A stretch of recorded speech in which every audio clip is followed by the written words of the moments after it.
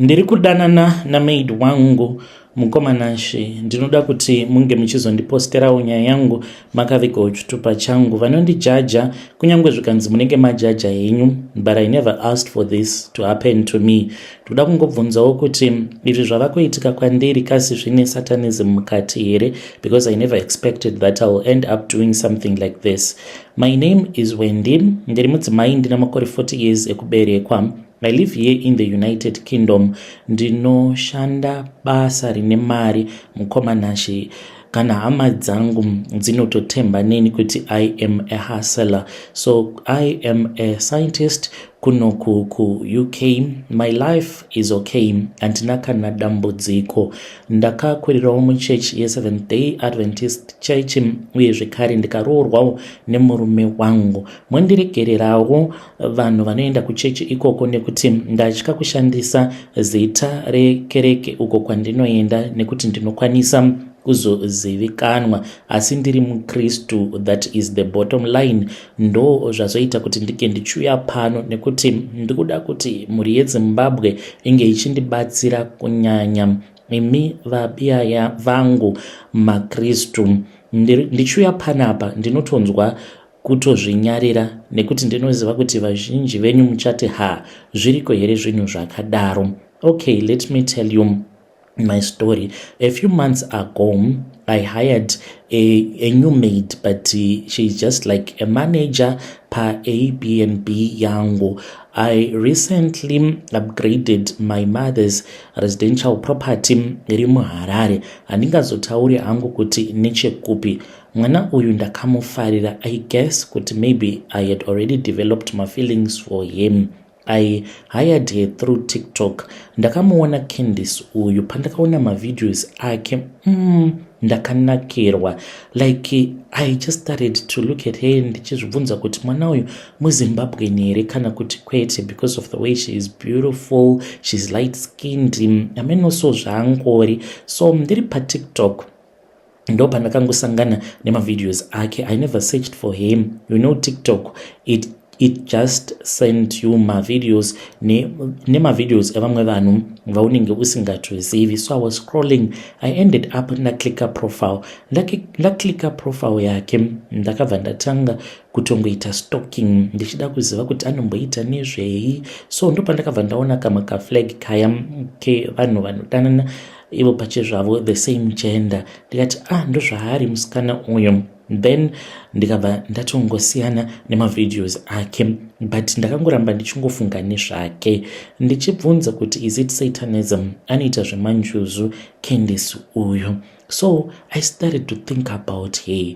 Already I was having a problem. Ndanga ndiri kushandisa mwana we-cousin sister yangu ndiye anga ari manager popa Airbnb yangu, but angasiri kunyatso kugona kumanager zvakanaka. Ndanga ndiri kuti ndikamutumidzira mari, then iye obva ambotanga spina mari, then kuti ange achitanga abhadhara vashandi. So when I heard about this ndakabatikana ndikati no, hakuna munhu anofanira kuti ange achishandira mahara. And then ndikabva ndati as for now mwanangu chimborekedza kuenda kubasa. Ndakabva ndamutsvakira hangu zvimwe zvokuita ndikamupa mari akatoenda akanohodha kuZambia, and then she came back. Saka when I was thinking about Candice ndikabva ndati let me hire her so that she can manage the property. After I had hired her, she was surprised. Akati komazviziva sei kuti I've been looking for a job? Ndikangoti I saw the way that you are smart, the way that you are beautiful. I'm sure that you can manage my property. Akabva aendako akati mother mune zvinhu zvenyu. I now I respect vanhu vari kuUK. Ndikati serious. We started talking mukoma, like we were just talking about general stuff. Takataura pa phone for 2 hours. Mushure mekunge Candice aenda akanoona property akati ndava kudzokera kumba. Ndaingoramba ndakateerera. Then last month I traveled back to Zim because I just wanted to oversee zvimwe zvinhu nekuona kuti anoshanda sei. Then when I was there, I don't know how to explain it to you. Ndikangoti muchidimbu ndiri kudanana naCandice maid wangu. I have fallen deeply. I am so obsessed. I am crazily in love with him. We crossed the line when we were busy, takange tiri busy tichita interior deco in this other room. Saka akangofamba padhuze neni. I don't know, ndakangonzwa dzungu. One thing led to another. Ndakatongozviona ndatova maoko ake, and like I was like the woman and she was like the man. Akatanga kundikisa kandikandira pambedha. I wanted to resist, to say no, but ndakashaya kana simba apo Candice akange ari pamusoro pangu. I had never enjoyed love like that. Azvitsananguriki zvaida kana kwanga kuri kunzi kuchakafukidza ndaikutsanangurirai zvose zvakaitika. It has never happened in my entire life. To tell you the truth, it had never ever happened, and I never knew kuti ndingazonakidzwa nezvinhu zvakadai. Zvitori zvinhu zviri kutondishamisa mukoma kusvika pari nhasi. Ndinombozvibata ndozvibvunza kuti ndini here ndakaita zvinhu zvakadaro kuti I end up ndava kurara nomumwe munhukadzi akaita seni. I am married mukoma. My marriage is stable. Apa I found myself ndichiitwa bonde nekamwana kane 21 years zvakakandiita mukoma. Kachipedza neni ndakafenta kukolapsa kuiro ziya randakabuda ndichiitwa nekamwana kateenager kane 21 ari mukadzi futi seni. Saka iye akabva anditsanangurirawo kuti life yake ndo zvairi. She used to date this other woman, then ndokubva vachizorwadzisana murudo, and then they broke up. Saka pose apa anga ari single. Ndichitaura nemi kudai jealousy randinaro kana kurara handikwanisi. My mind is so locked up naye Candice uyu. We text every hour. Nekuda kwekuti iye munhukadzi, even if my husband akabata foni yangu, he will never ever think kuti there is something that is sinister that is happening between me na Candy uyu ndava kumuda shame. Amenoso ndiye akatora moyo wangu ndokubva auloka zvichokwadi zviya zvekunzi pane umwe munhu anogona kukuitira zvinhu palula zvokuti aumbofi wakamuitira gumbo mumba gumbo panze. Ndo zvandakaitwa naCandice. Now I'm scared mukoma kuti maybe ndatopinzwa musatanism. Why ndati ndapinzwa musatanism? Candice uyu iye aende kuchechi anoita zvemanjuzu. She told me this when we were in bed. Ndabva mukufenda ndafendeswa naye, and akazotondiita nechimwe chitoyi zvekuti I totally lost my mind. She was the man, I was the woman. Ndakaita kurasika njere ipapo achindiita zvaainge achindiita. Candice anoita zvemanjuzu. Ndibetsereiwo muri yeZimbabwe. Ndingati am I like this, or ndatojoiniswa something that has to do nesatanism, or I'm just being scared for nothing. Kunoku kwandiri zvizere. I never knew kuti mumoyo mangu ndo zvandiri. Yo, muri yeZimbabwe ndo message iyo yandakatumidzirwa ichibva kuna vanzvadzi vedu. Ngatitaurei navo mucomment section zvakangoma hazvo vedu we. Nganzi isatanism here yandiri involved mairi kana kuti ndakatongozvarwawo ndakadaro. Ngativabatsirei mucomment section vanzvadzi vedu ava. Nganzi zvinoita here izvi zvandiri kuitiswa nekateenager aka kari kundiitisa yavanoti woman to woman. Zvakaoma. Regidzai tibva taenda panyaya yedu inotevera. Hanzi mukomana makadii zvenyu, please post my story makavikawo chitupa changu. Ininiwo ndiri murume uye zvekare I am a retired teacher. I regret mukoma nekuda kwezvandakaita gore. Handichatauri zvangu apo pandakazviita. Ndakange ndiri coach pachikoro icho chandakange ndichidzidzisa. Ndakange ndichiticha vana uye zvekare ndichizova kocha cricket nebasketball. Saka tiriko kucricket pakange paine umwe mwana mukomana. Mwana uyu akange aine chipo mazvinzwa. vanhu vaiboekana nekuona cricket but vaitouya kumagrounds, kumasports ground kuti vange vachingomuona mwana iye achitamba. Saka he came from a very poor family. Zvakazoitika nekufamba kwenguva ndezvekuti pakazoitika chirongwa, kwakange kuine chirongwa, kune mascouts akauya ainge achida kutsvaka vana pachikoro chandainge ndichidzidzisa vange vachizoenda kuacademy. Mwana uyu angadai ari iye akaendeswa kuacademy since vabereki vake vakange vari varombo vekupedzisira, but ndakangonzwa kungorwadziwa naye kunyange akange asina chaainge anditadzira. I just felt kuti akange asingafanire and akange asingadeserve kuti ange achiwana mukana wakadaro. Saka mukoma ndakabva ndatongonyoresawo umwe mwana, ndakaenda kuvabereki vake ndikazviidza kunge munhu akanaka. Ndakasvika pakutengerwa motikari nababa vacho nekuti vakange vaine mari yakawandisa, vakange vaine mabottle stores. Ndakaenda kwavari ndikavaudza kuti chef, ndo nyaya iripo, pane veimwe academy vari kutsvaka vana vanogona cricket. Mwana wavo rakange riri dofo rekupedzisira in terms of sports, akange atori neproblem yemaziso. Ndikati mwana wenyu ndaona sekunge kana ndikamutraina he can do good, anotopedzisira ava kutotambira even the national team yeZimbabwe. Vakafara chaizvo. I made sure kuti mwana iyeye ndakamugruma. He was never good but he was just an average player, zvekuti aingomirawo but I stole an opportunity kubva kune mwana akange achideserva. Handizivi kuti kwauri ikoko Eddie wakazoita sei neupenyu, kuti wakazoramba uchiita zvecricket here kana kuti wakazongoitawo give up, because chandinoziva ndechekuti Eddie uyu later on akazopasa akabva pachikoro pedu, but I don't know if he went further with his education. Handizivi kana uchiri mupenyu, asi kwauri ikoko Eddie ndinoda kuti unge uchindiregerera.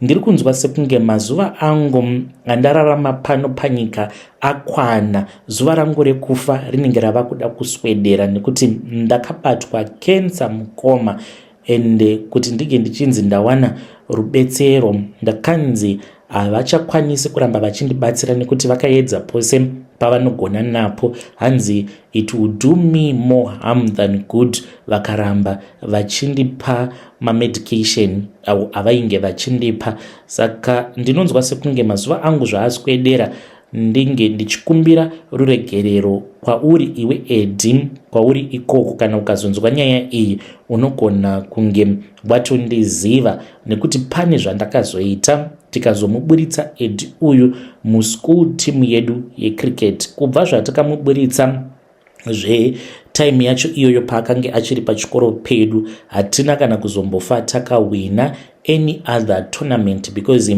Eddie used to carry his team on his shoulders. Muri yeZimbabwe ndo message iyo yandakatumidzirwa ichibva kuna vamudzidzisi avo. Zvakangooma azvo veduwe. Ivo vakati ndichiuya nenyaya yangu, hanzi I am not bragging but ndoda kuti vanhu vazvizive kuti kana uri murombo, mwana wako ari kuchikoro kwaanenge ari ikoko, mwana wako anogona kutodzikira muzvidzidzo zvake, anotoshaya maopportunities achitopiwa vanhu vane mari. Hanzi ndo zvinoitika munyika, tichida tisingadi, vane mari ndo vanopiwa, vanenge vachifanira kuti vange vachipiwa havana kana chituku chavanowana. Ndo zvavakataura mukoma vedu. Ngatitaurei nezvayo nyaya iyoyo mucomment section. Vekedzai tibva taenda panyedu inotevera. Message yacho yabva yanzvenga. Okay, ndaiwana. Hanzi pakaipa mukoma, I am a doctor muno muCanada. I came here pandakange ndichiri mwana mudiki, ndine problem, ndoda kuti munge muchindibatsirawo. Zita rangu ininiwo ndinoitwa Nomsa, ndiri mudzimai, ndichati ndine makore 36 years ekuberekwa. Ndinoshanda as a medical doctor muno muCanada. Saka kuuya kwandakaita kuno kumukomanashe, ndakauya through zvidzidzo ndokubva ndachizobatsirwa nema-well wishes. Pari zvino mukomanashe, I am working as a doctor, but dambudziko randinaro in terms of my relationship ndamboedza kunyange chiapplication chenyu chiya chamakati makagadzira, I tried kana kumbowana umwe chete zvake akamboti yes iwe I've been trying to get a date, but dambudziko rinoitika mukoma nderekuti ndinosemwa nevarume. Ndakasvika pakuzviudza kuti handicharari nemurume wandinenge ndaenda naye out on a date, nekuti ndakafungidzira kuti maybe ndo zvinokonzeresa kuti varume vacho vange vachindishainira. Mukoma handizivi, maybe nekuda kwekuti I've only tried to date here on the side of the world where I have been staying. Handisati ndakambodana hangu nevarumewo vanenge vari varombo, vanenge vari kuZimbabwe, but I don't wish to try because I just think kuti ndinozongosimudzirawo munhu ndomuunza kunoku obva achizongondidhampa. I have tried everything. Ndakasvika pakuzama kuda kuzvariswa mwana nevamwe elder vekuchurch who was married. Ndikati zvimwe kuda vanogona kundipa mwana, chandakange ndava kungoda ainge angova mwana chete, but ndakura mwana handisikwanisa kumubata. But nezera rangu at 36 ndichiri netarisiro yekuti kana vaviri vana ndinogona kuvaita. I can't die without a child. Mukoma kunoku upenyu hwekuno, it gets so lonely the more that you grow older. Usina mwana, handidi kuzoguma ndava kungogara in a nursing home ndisina kana mwana anozomboti andishanyirawo, andivunzirawo ruva, ndisingaoniwo vazukuru vangu. Handina chandisina kuedza. Ndakasvika pakuenda kuNigeria kuti sekunge ndicharepewa mukoma, ndichida kutsvaka munhu aikwanisa kundibatsira. Ndakatsausa elder avo vandakange ndichichita navo ndikavapinza mung'anga. Shungu dzakange dziri dzekuti ndige ndichivaitira mwana chandaingoda pavari mwana chete. Kunyange pandakatanga kudanana navo ndakatovaudza kuti ini zverudoka of course semunhu wenyama ndichazongokecha mafeelings, but zvaizvezvi let us focus on baby making. Vakati iri bo, ndaisambovatsvaka, ivo ndivo vainditsvaka because he was a married guy. Takasvika pakusimuka tikabva kuno kuCanada and then we went to Nigeria uko kwandakanopiwa mishonga kanyiwa everywhere, my private part achibatwa nemuNigerian ng'anga. Ndakashama mukoma, ndakavharirwa mune kamwe kamba tiri vaviri, akandikanyanga everywhere. Ndichiti zvimwe kuda ndiri kugezeswa chibereko nekuti iye achitaura anoti ndine mapundu pamuromo wechibereko, uye zvekare izvi ndakazviudzwa nevamwe madzimai vakati amai, ndiri kuona kuti chibereko chenyu chakavharwa nemapundu. Mapundu iwawo anofanira kuti ange achizochekewa, saka ndinongoshandisa mishonga, but no matter how hard I have tried, zviri kuramba mafertility treatment. Ndakasvika pakuita zvekubayiwa mahormone injections, everything. Ndashandisa mari yakawandisa, ndikangoti my savings, mari dzangu chaidzo dzinongoenda kumafertility treatment. Handina zvandisati ndaedza ini. Chandisati ndaedza ndechekuti ndige ndichiita zvesurrogacy, ndo zvandava kufunga nezvazvo. I have tried chivanhu, zviri kuramba. Saka nyaya yangu mukoma iri pakuti last year zvakaitika ndezvekudai so ndakauya kumba. Mushure mekunge ndauya kumba akange ari manyaradzo ababa vangu, saka takange tiri kwamutoko tiripo pamanyaradzo ababa. Then I was summoned by the elders of my family. Ndipo apo ndakati ndagadzikwa pasi ndakabva ndachizoudzwa nasekuru, vakati vainge vachida kuti tinge tichizotaura nabamunini because pane nyaya yainge iripo. Saka takasara tiri mumba, takati inini nasekuru nagogo mudzimai wasekuru ihanzvadzi yaamai vangu. Saka mumba makabva machizopinda my uncle vanova vari bamunini, the youngest one in the family. Avakura kana kutotaura vava kutaura vachiita zvekudedera nekuti vakura. He is the only surviving member from that family alongside him. Vatete avatete mukoma vakura. Saka vatete vangu ava vainge varimo ndivo vakange vari mutevedzani wababa vangu. Vakati vapinda mumba, amai vakazopindawo mumba, but vairatidza kuti vakange vasingadi kuti vange vachivapo pachiitiko ichocho. Ndopavakabva vachizotanga kutaura. Sekuru vakandiudza kuti apo pandakange ndichiri ne3 years, ndiine 3 years kudaro, baba vangu ndipo apo pavakazopfurwa nepfuti nemacid. Asi vasati vapfurwa nepfuti nemacid, hanzi baba vangu yainge iri mbavha, vaita zvekuba motikari, vaiteverera mabhendi. Kana vakaenda kunenge kuchiridza vaimbi vesungura, vobva vaba motikari dzevanhu vanenge variko kubhendi kana kuuraya, hanzi baba vangu yakange iri mhondi. Vaitotyiwa mamutare nekuti mhuri yedu yakazotiza ikabva kwamutare nekuda kwemweya yengozi, vakazoenda vakanogara kwamutoko. Saka mushure mekunge ndaudzwa nyaya iyi ndakashamisika nazvo kuti baba vangu shuwa vakauraya hanzi akange ari taxi driver, but aifamba neprivate vehicle. Akange aripo ipapo pakange pachiridza umwe muimbi wandisingadi kutaura nezita sezvo akafa zvake muimbi iyeye.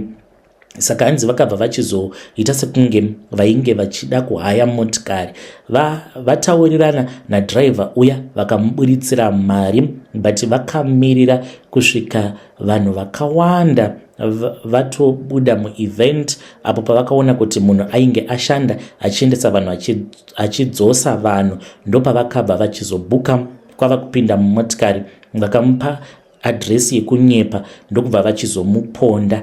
Mushure mekunge vamuponda, zvinonzi vakageza neropa rake, vakasiya vadira mvura mumotikari, iyo mvura yavainge vashandisa ivo nevamwe vavo, vachiitira kuti vasazotevererwa nemweya wengozi. But ngozi iyoyo hanzi yakatanga kunetsa ne1 day. Pavakaona kuti ngozi iyi yanetsa, ndopavakabva vachizonditora. Ipapo ndainge ndiine 3 years, vakabva vachizoenda neni kun'anga. Hanzi ndakanogadzikwa pabonde, ndokubva ndachizonzi ndainge ndava mukadzi wengozi, murume uyo wavakange vakauraya mwedzi wacho iwoyo. Sezvisinei ngozi yaiya yakabvuma hayo, but yakazonosvika pakunouraya baba, nekuti baba vangu vainge vakanzi nemweya wacho wengozi kunyangwe tawirirana, but iwewe handisoda kuti unge uchizofamba uchidzifambira nyaya idzi. Wabvuma kakuti wandipa mwana wako, but baba vangu nekuda kwekuti vainge vari tsotsi, vaizivana nen'anga, vakangobvuma vachida kupodza ngozi iyoyo kuti isaramba ichingovanetsa. In the meantime vakange vatori nen'anga dzavo idzo dzavainge vatotaurirana nadzo kuti shamwari kuno kundo zvakaitika, nekuti zvichitaurwa zvinonzi kakange kasiri kekutanga. Vakange vakatombozviita before, but hanzi vaigona kungoshandisa kana vana vevamwe vanhu vaigara munharaunda mataigara, nekuti baba vangu hanzi vaifarirwa stereki nevana, vaigara vachipa vana maswitsi, mabhisiketsi. Izvi vaizviitira kuti kana vaine mhosva dzavanenge vachida kuripa, vanongotora kana vana 2 waenda navo kun'anga, votonovagezisa kana neropa remunhu wavanenge vakauraya, vachiitira kuti mufi iyeye anga achinogara pamwana kanenge achiri kamwana kadiki, maybe kuma5-6 years, kuzoona mwana iyeye akura ava pastage yekuti chipo chake chava kutanga kushanda. Ivo vanenge vachitozviudza kuti handinenge ndatomborarama neupenyu, nekuti ngozi yacho ndo painozobuda ichiti ndakagadzikwa panapa by mistake, handina kunge ndakambowirirana kana naye kuti andigadzike pano, akaita zvekundinyengera. Saka ndo kunyengera kwavaita mweya yevanhu vavainge vakauraya before that, vachienda kuna naMozambique. Saka vakazviona sekunge vainge vavhara ngozi iyoyo. Mukuzonofamba kwavakaita, ngozi yacho hanzi yakavaudza kuti shamwari takawirana kuti usafamba, usandibvisa pamwana wako, ini pamwana wako ndichabva ndega ndichizoenda pandinenge ndichida, ndichiramba ndiri mudzinza rako kusvika makore angu andiri kuda akwana, andandiri kufanira kuti ndinge ndichizorarama ndiri pano panyika, nekuti mandiuraya nguva yangu isati yakwana. Kana makore angu akwana, ndopandichazotanga kuzokuudzai zvandinenge ndichida kuti munge muchizondiitira kuti ndinge ndichikwanisa kuzozorora baba vangu vakaita nharo. Saka baba vangu vakazosvika pakuzopfurwa nepfuti nemacid. Hanzi vakangotangana neumwe mucid mune rimwe bhawa, vakatotanga kutorovana naye, ndokubva vatomutorera motikari yake, vakateverwa nemapurisa, vakazopfurwa nepfuti nekuti vainge vatorera mupurisa wacho pfuti. Ndokufa kwakaita baba vangu. Iyi inyaya yandakatoudzwa nekuti zvose izvi zvakaitika ndichiri mwana mudiki ndiine 3 years. Mukukura kwangu ndaingofamba, asi ndaifamba ndisingazivi kuti chibereko changu chakatoudzwa nekuda kwemweya wengozi. Ndiri kunzwa ndichitya mukoma kuti saka mapundu ari pachibereko pangu, mapundu awa ndakamaiswa nemweya wengozi. Hanzi sezvo ndichipota ndichirota, ndinotorota ndichita masexual dreams. Saka hanzi ngozi iyoyo zvainoita kana kuri kunzi ikarasira urume hwayo mandiri, hanzi urume ihwohwo ndipo paunobva wachizoenda wobva wachizonogara pamuromo wechibereko, zvichireva izvo kuti ndinenge ndisingatokwanisi kuti ndinge ndichizonzi ndaitawo mwana. Ndibetsereiwo mukoma Nashi nemhuri yose yeZimbabwe. Pari zvino hangu ndanga ndisati ndafunga zvekutsvaka murume muZimbabwe nekuti ndinotya. Ndine best friend yangu akaunza varume vaviri kunoko, and she does not give up because vaizvezvi ari kutodanana zvikare neumwe murume waari kuda kuunza kuCanada. Ameno ane dzakewo anongotizwa nevarume vaanenge aunza kuno kuCanada. Ini ndikuda kutanga ndagadzirisa dambudziko riri pandiri, kunyange ndikazonzi ndazozvarisiwa nemurume wemunhu, handina hangu basa nazvo. Chandiri kungoda ndechekuti ndinge ndichiwanawo rubetsero veduwe. Yo, muri yeZimbabwe ndo message iyo yandakatumidzirwa ichibva kuna vanzvadzi vedu. Ngatitaurei navo mucomment section. Zvakangooma hazvo veduwe. Vari kuti ivo kurarama kwavari kuita ikoko kuCanada, hanzi kutaura chokwadi handisi munhu ari serious pakunamata. Hanzi I'm not serious at all pakunamata. Handitsanye, handiite sei, ndonwa doro, ndinoita zvemujolo, zvemadating izvozvo. Hanzi ndinoita zvedating because I feel lonely at all the times, nekuti ndine ndichida kubvisa stress dzekuti handina mwana. Saka hanzi I am living a sinful life, I do adultery, ndinongoita yese. Saka hanzi izvi zvingakonzeresa here kuti Mwari vasapindurawo minamato yangu, kunyange ndikachema zvinenge zvingakonzeresa kuti Mwari vasapindura minamato yangu here? Ndo mubvunzo uyo wavakabvunza. Ngatitaurei navo mucomment section. Zvakangooma hazvo veduwe. Ngatizamei kuti tinge tichitaura navo mucomment section. Regedzei tibva taenda panyedu inotevera. Hanzi ndiri n'anga yefeke, muri sei zvenyu mukoma? Zita rangu ndinoitwa Rambo. I'm sure kuti kune avo vanowanzokutsvaka n'anga pasocial media munogona kunge makambosangana neni, but ndiri active muTikTok. There is a high chance kuti you've seen my face. Ndiri n'anga yakadzidza, nditori nedegree mukoma, ndakatoita engineering inini paUZ. Saka ndakakwanisa kuzotanga kushanda nen'anga dzakasiyana-siyana mushure mekunge ndambotsvaka basa ndikarishaya. Ndakazouya kuno kuSouth, ndauya kuno kuSouth Africa with the advent of TikTok. Takatanga tichavhara vanhu neFacebook kudhara, taiti vanhu vakaita sana Ndunge tobva tagadzira maposta, tobva taposta kuFacebook kudhara kusati kwatombova nezvana monetization. Saka vanhu vazhinji manje vaizoya kwatiri tichivaudza kuti isusu tiri vazukuru vaNdunge wacho, ndisu tinobatsira vanhu vanenge vari mudiaspora. Ndakasvika pakutenga motikari mukoma Fortuna, ndakatenga nekuda kwehun'anga hwefake hwandakange ndichiita makore avo madhara iwawo avo ainge aine mukurumbira dziri n'anga dzakanetsa muZimbabwe. Saka mushonga wandiinawo, because hapana pandingazongoita zvinhu izvi ndisina mushonga wandinenge ndichishandisa. Saka zvandinoita mukoma, ndinoshandisa gunguo. Ndine mapapiro egunguo awo andinenge ndichishandisa panguva iyo yekuti ndinenge ndaita live stream. Ndichinzi ndiri kuita live stream kudaro ndinomirira kusvika pava nevanhu at least 8 pakangonzi panenge paita vanhu 8 mushonga unotogona kutotanga kutoshanda. Ndinobva ndagarira mapapiro egunguo aya, kana ndamagarira manje ndipo pandinotanga kufembera.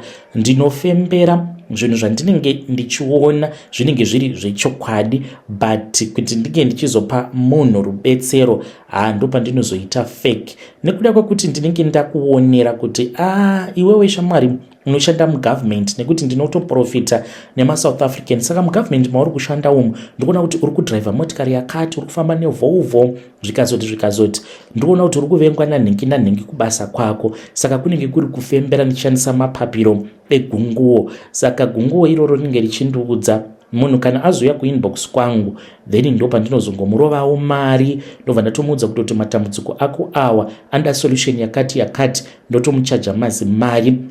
Ndinotogona kutongopinda mudealership ndikatenga kana motikari ye400,000 kuburikidza nekubatsira kwandinoita vanhu paTikTok mukoma.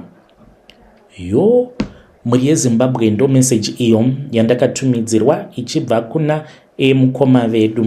Ngatitaurei nezvayo nyaya iyi mucomment section. Anzi munogona kunge makatosangana woneni, anzi I am a graduate, ndine degree. Zvakaoma. Ngatitaurei navo mucomment section mukoma vedu ava. Siyanai nazvo zvamuri kuita, because ndinorangarira kuti pano takamboverenga imwe nyaya yatakaverenga panapa. If you still remember, yavamwe mukoma vanoti vakaenda kuDurban vakazomhanyiswa nechikwambo ikoko kuDurban.